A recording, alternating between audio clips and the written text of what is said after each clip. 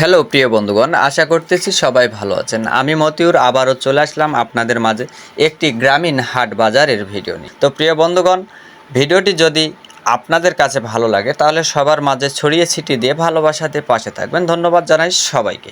তো প্রিয় বন্ধুগণ, চলুন কথা নয়, আমরা গল্প করতে করতে পুরো হাটটা দেখি এবং হাটের সৌন্দর্য কি কি জিনিস এসেছে সেগুলো আমি তুলে ধরতেছি, আপনারা সবাই মনোযোগ সহকারে দেখবেন। তো প্রিয় বন্ধুগণ, দেখুন আজকে বাজারে অনেক মানুষজন কম, সেই সূত্রে আমি চলে আসলাম মাছহাটিতে এসে দেখি একটি হাটের সর্বশ্রেষ্ঠ একটি মাছ এসেছে।